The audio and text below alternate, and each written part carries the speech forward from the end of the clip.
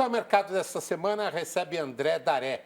Ele é CEO da Núclea, empresa que processa 100% da liquidação de boletos e 90% das liquidações de cartões de crédito e débito no país. Muito obrigado, André, pela sua participação aqui no Capital Mercado. Prazer aí estar aqui com você, pelo convite. Vai ser ótimo falar um pouquinho sobre a história da Núclea. Aliás, a Núclea começou como uma instituição sem fins lucrativos, é isso? Isso, foi em 2000, nos anos 2000. Ali, acho que o Brasil sempre teve muito avançado nessa área de tecnologia no mercado financeiro. E naquele momento, os bancos, eles se juntaram para construir o que a gente chama de Sistema Brasileiro de Pagamentos. Era ali a criação da TED-Doc, né? Sim. E aí, para implantar um processo como esse, que era muito inovador no mundo como um todo, você precisaria fazer uma conexão entre cada banco, né? N conexões, porque cada banco teria que se conectar com todos os demais bancos para poder fazer as transferências digitais. E se cada banco fosse construir o seu sistema bilateral de comunicação, ia ficar muito caro o sistema para o mercado como um todo de desenvolvimento. Aí naquela época os bancos... difícil de se fazer as transações. Muito difícil, e que padrão, né? Cada um define uma regra, né, para se comunicar bilateralmente. E ali naquele momento ficou claro que se fizesse uma associação sem fins lucrativos, com a participação do ecossistema, dos bancos como um todo, você conseguiria desenvolver um sistema onde o custo seria rateado por todos, ia ter um padrão, né? E ao mesmo tempo uma governança sem privilegiar uma instituição ou outra. E dali nasceu. Era importante que fosse sem fins lucrativos, porque as transações precisavam ser muito baratas, né, para que os usuários pudessem usar, porque uma transação financeira cara inviabilizaria o negócio. Então, precisava ter escala, capacidade de sistemas, computação da época, e precisava ter muita proteção, sigilo das informações, né, contra cyberataques, porque ali está passando todo o dinheiro da população. Aí os bancos sabem cuidar de escala, sabem cuidar de segurança, né? Então, eles juntaram ali umas poucas iniciativas colaborativas, né, grandes, onde praticamente todo o mercado se uniu para fazer essa associação, e nasceu assim para criar o Sistema Brasileiro de Pagamentos, com as transações digitais online.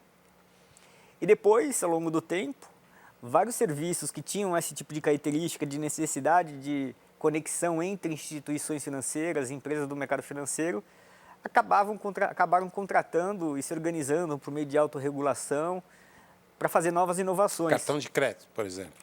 Cartão de crédito é uma delas, onde a gente processa também ali 90% da liquidação de cartão de crédito.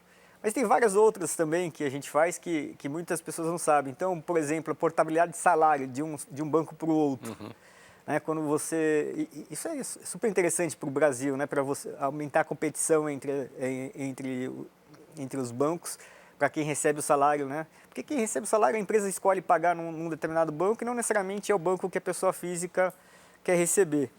E aí a gente desenvolveu o sistema onde a pessoa continua recebendo o salário naquele banco, mas automaticamente a gente transfere para o banco que ela preferir receber e fica com a conta salário, na verdade, no banco que ela escolheu. Então, a portabilidade de salário é isso. Hoje você pode transferir seu salário de qualquer banco para qualquer banco, sem custo, por meio de nosso sistema. Outro sistema que também é muito interessante, que trouxe muita vantagem para o sistema nacional, é a portabilidade de crédito, né? Portabilidade de crédito, 100% da portabilidade de crédito no Brasil, que é digital, passa pela Núclea também. Então, se um consumidor tem um empréstimo pessoal, um consignado numa instituição, e um outro banco oferece uma condição de taxa menor, ele pode fazer essa transferência desse empréstimo, reduzindo o valor das parcelas, né, para esse outro banco, e quem faz toda essa intermediação, a troca e a transferência de um empréstimo para outra instituição é a Núclea. Eu diria que a Núclea é uma das poucas empresas que a maior parte dos brasileiros são clientes e não sabem. Vou chegar lá. Como é que se passou por uma instituição sem fins lucrativos para uma sociedade anônima? Como é que foi isso? Então, isso já foi mais recente, foi em 2022. A empresa já estava significativamente maior, já prestando vários serviços nesse sentido.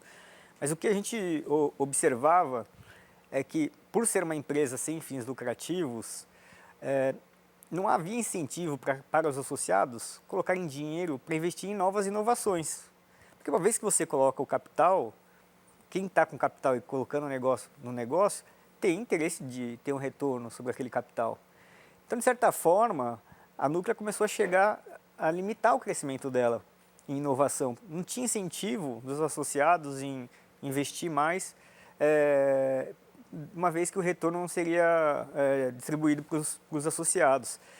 E, por outro lado, tinha um potencial enorme de novos serviços e inovação que a gente começou a observar no mercado, de pagamentos, de moeda digital, de registro de ativos financeiros. A regulamentação no Brasil está em ebulição no mercado financeiro, né? Então tinha muita oportunidade vindo e falou, a gente precisaria de capital para investir nessas inovações e desenvolver novos serviços. E daí que veio essa necessidade de fazer o que a gente chama de desmutualização da empresa, que é transformar a empresa de uma associação sem fins lucrativos para uma empresa, uma SA com fins lucrativos, onde os sócios permaneceriam mesmo, deixariam de ser associados e passariam a ser sócios. Acionistas. E aí, de certa forma, os investimentos que passarem a ser feitos poderiam gerar lucro e distribuição dos resultados para os acionistas. E aí você passa a entrar num ciclo de crescimento acelerado, porque você começa a estudar e fazer inovações que geram valor para a sociedade, e isso remunera os acionistas, né, uma vez que tem valor que as pessoas estão consumindo, né? Quem são os acionistas, então? Os bancos? São os bancos. A gente tem 48 bancos acionistas. Os maiores bancos que você conhece, sejam públicos ou privados, eles fazem parte dos acionistas, da base acionária da Núclea. E, ao mesmo tempo, são clientes. Quer dizer, há um cliente indireto, que é a população como um todo, mas os bancos também são clientes. Os principais. A gente tem, para você ter uma ideia, ordem de grandeza, 1.600 clientes do sistema financeiro, do ecossistema do mercado financeiro. Não é só banco que é cliente nosso. Então, tem serviços que só a Núclea presta, né? Como o exemplo da liquidação de boletos. Se um banco emite boleto ou recebe por boleto, ele precisa estar conectado com o nosso serviço, porque é a gente que faz o link entre as instituições, né? Então, a gente tem instituições de pagamento, bancos, seguradoras, empresas do varejo. Tem muitas empresas que são hoje fintechs, prioritariamente do mercado financeiro, que é onde está o nosso core, mas depois da desmutualização que a gente começou a expandir os tipos de serviços que a gente tem prestado, daí começa a entrar em outros mercados que antes não eram naturais para a Núclea. Bom, e Pix? O Pix passa por vocês também ou não? O Pix, ele é um sistema do governo, né, do Banco Central, ele foi desenvolvido integramente pelo Banco Central, mas a gente começou a desenvolver soluções onde a gente, de forma colaborativa com o Pix, cria soluções novas, né? Então, o Pix, ainda que seja pertence ao Banco Central, a gente, até saiu uma regulação recente, onde o Banco Central autorizou que a gente pudesse colocar o Pix como uma forma de pagamento também do boleto. Eu falo para as pessoas, quando elas vêm me perguntar para mim, será que o boleto vai continuar existindo, não vai continuar existindo? É muito provável que ele continue existindo e continue crescendo como ele vem crescendo, porque ele é a forma mais democrática de recebimento que existe hoje no Brasil. Um boleto hoje, você pode receber ele por dinheiro físico, você pode receber ele por um pagamento, né, de uma conta bancária ou de uma instituição de pagamento, você pode pagar ele pelo celular, você pode pagar pela internet, você pode pagar numa lotérica, você pode pagar numa caixa de banco, você pode pagar até pelo cartão de crédito, e agora você pode pagar também pelo QR Code do Pix. Então, isso é um processo muito democrático. A decisão de como pagar está na mão do cliente. Não importa o meio de pagamento que você prefere, você usa esse meio. Então, isso para a empresa que está emitindo o boleto é muito rico, né? Porque ela não limita o seu consumidor, o seu cliente, pela forma de pagamento. Ela fala, você tem um boleto aqui, você paga como você quer. Então, pega os benefícios todos que o Pix trouxe de bancarização hoje para o mercado brasileiro. Tem muita gente que entrou no mercado financeiro que passou a usar o Pix. Eu diria que antes do Pix, essas pessoas que não estavam bancarizadas tinham que usar o dinheiro, pegar a fila do sistema financeiro numa lotérica para pagar um boleto. Hoje ela consegue pagar com o Pix. Então hoje, os meios de pagamento, eles estão, à medida que eles vão se modernizando, eles vão se colaborando entre si, um gerando sinergia com o outro. Isso significa hoje que todo mundo que tem uma conta bancária é cliente de vocês, passa de alguma forma, o dinheiro dessas pessoas por vocês? De alguma forma passa. Tanto pessoa jurídica como pessoa física. Muito raro hoje um brasileiro não ter uma transação que não passe pela Núclea. Então, quantas transações, mais ou menos, vocês realizam por ano? Então, 32 bilhões de transações por ano. Bilhões. Bilhões. E a estrutura para se fazer isso, qual que é? É enorme, né? A gente opera com tecnologia que é mais moderna no mundo, né? Uma parte das nossas transações a gente opera em nuvem, que a gente fala, né? Nos prestadores de serviço de nuvem, que são transações bastante escaláveis, você consegue pular de poucas transações para muitas transações de um dia para o outro, numa arquitetura em nuvem. Assim como também a gente tem o que a gente chama, tecnicamente, na área de tecnologia, de on-premise, que são os servidores, né? Que onde a gente, parte das nossas transações também estão lá, que são servidores que a gente contrata para processar os arquivos. E a gente... Só para ter uma ideia, quantos servidores vocês têm? Olha, a gente não conta em quantidade Conta em capacidade. Em capacidade, né? Então, a gente tem uma capacidade hoje que é de transacionar mais do que 40 bilhões de transações, porque a gente coloca uma margem para pegar os dias de pico, né, que existem. Hoje, por exemplo, é um dia de pico e a gente tem que se preparar para essas transações. E como é que é o processamento dessas transações? A gente tem várias formas de processar essas informações e está num processo de evolução muito grande, né? Hoje são todas digitais, né? Não tem intermédio de um ser humano, são todas eletrônicas. Isso permite que elas sejam muito baratas.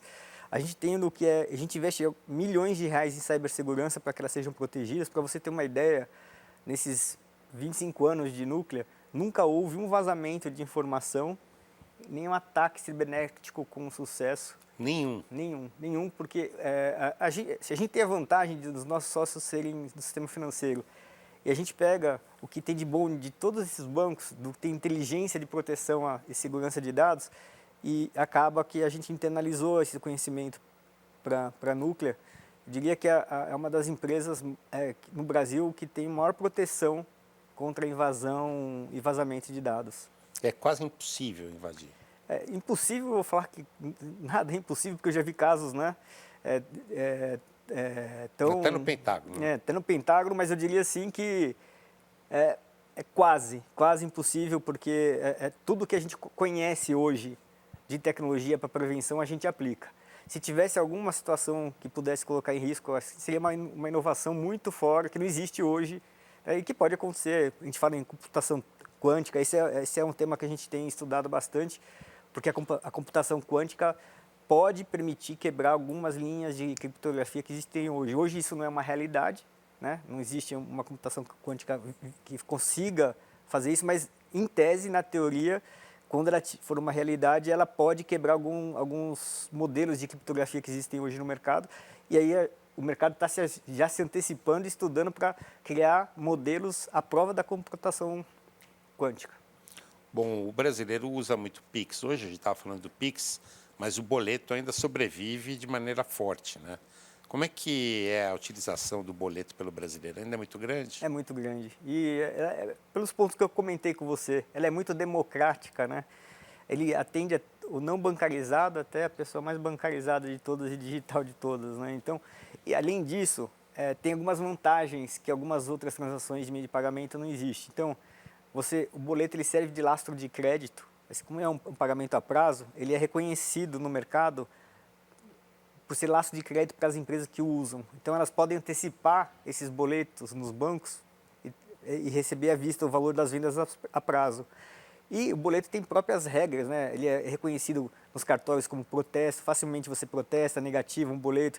Então, se você pega a jornada de cobrança de um boleto, ela é muito robusta e dá muita garantia para quem está usando para transformar em lastro de crédito. Então, ele é um dos mais usados hoje em dia para operações de crédito, para as empresas terem acesso a taxas mais baixas. E aí, uma vez que a empresa tem acesso a taxas mais baixas, ela repassa esses benefícios para o consumidor. Então, o boleto acaba gerando um benefício de redução do custo dos empréstimos no Brasil e redução da inadimplência como um todo. O Pix é uma ameaça para o negócio ou não? O Pix, eu imagino que ele vai, assim, em breve, ele vai precisar usar, ele vai precisar operar no modos que o boleto opera, né? Se você pega hoje um Pix, ele não tem toda essa robustez de sistemas de protesto de virar lastro de garantia de crédito. Então fica mais frágil hoje. Eu acho que talvez uma das próximas pernadas que a regulamentação vai ter que evoluir no Brasil para que o Pix continue evoluindo e para que as empresas possam usar o Pix parcelado de uma forma tranquila para transformar em crédito, antecipar os recebíveis à vista como ele faz com os outros recebíveis, porque no cartão de crédito você pode fazer isso. Esses parcelamentos no cartão, as empresas antecipam os recebíveis para honrar os seus compromissos. Parcelamento no boleto, elas antecipam o boleto para honrar os seus compromissos. E hoje o Pix você não pode fazer isso. Então acaba limitando um pouco até, às vezes, as empresas usarem o meio de pagamento Pix em função dessa limitação de fluxo de caixa que gera. Então, isso é algo que a gente já vem conversando com o Banco Central e para que seja uma própria evolução, seja uma evolução. E uma vez que isso aconteça, eu acho que o mercado todo vai se beneficiar. E como eu disse, né, o Pix já está integrado com o boleto. Acho que quanto mais o Pix crescer, mais o boleto cresce também, porque ele é de certa forma, bastante democrático, né? É democrático, mas é complexa a operação dele, né? Sim, por trás dele tem uma complexidade enorme, né? E você pode receber ele em papel, pode receber via e-mail, via SMS, tem o DDA que a gente fala, né? O DDA, eu acho o serviço excelente, por sinal, que é qualquer boleto que você receber de qualquer empresa, automaticamente a gente consegue colocar no seu internet banking que você autorizou, né? Para você saber digitalmente todos os compromissos que você tem a pagar e não esquecer de nenhum boleto, né? Então tem muitos serviços agregados que o boleto tem hoje que faz com que ele continue sendo amplamente usado e continue crescendo o seu uso no Brasil. Bom, você falava aí das transações por cartão de crédito no começo do programa. Como é que elas estão hoje no Brasil? O brasileiro está usando muito cartão de crédito? Está usando bastante. Assim, o que eu observo no mercado de cartões? A gente observou, assim, é bem diferente o movimento de cartão de débito e o de crédito. O de débito, ele sentiu mais assim, uma canibalização, eu diria, em relação ao Pix, né? O Pix ocupou um pouco do espaço do cartão de débito e ele limitou o crescimento, ficou mais estagnado, até caiu um pouco. Agora, o cartão de crédito, pelo fato dele ser lastro de crédito, parcelamento, ele continua, e o brasileiro, a maior parte das transações de cartão de crédito são parceladas. Então, você vê um crescimento anual de 2 dígitos no cartão de crédito. Ele continua sendo usado de uma forma muito ampla. E pelos benefícios que eu comentei. Para o lojista é importante também, porque ele tem uma garantia de recebimento, né? A inadimplência, como as bandeiras honram o pagamento do parcelamento, é o banco que garante o pagamento, né? Porque ele aprovou o crédito. Para o lojista ali que está recebendo parcelado, é uma garantia de que não vai ter inadimplência, né? Ah, e a inteligência artificial, hein? Como é que ela chega nesse mercado? Olha, a gente tem, assim, as empresas de tecnologia têm usado de várias formas a inteligência artificial. O custo de desenvolvimento das inovações, ele cai com a aplicação de inteligência artificial. Os desenvolvedores de sistemas, inovação, eles usam isso para fazer novos programas e até fazer os testes para ver se aquele sistema está com qualidade necessária na hora que você vai lançar. Tudo isso em curto prazo de desenvolvimento e lançamento de uma inovação e o custo. Ao reduzir esse custo, a inovação fica mais barata. Então, tende a gente a ver nos próximos anos muito mais inovações, numa velocidade muito maior nessas áreas de tecnologia de pagamentos, porque você consegue desenvolver com uma qualidade melhor num prazo menor. Além disso, você consegue também adicionar serviço para o consumidor usando inteligência artificial, né? Vou dar um exemplo de comportamento antifraude. Você consegue olhar, com base nas fraudes que existem no mercado financeiro, seja de engenharia social, né, ou evasão de contas, você consegue identificar como as pessoas se comportam, como elas pagam os seus compromissos, por qual canal.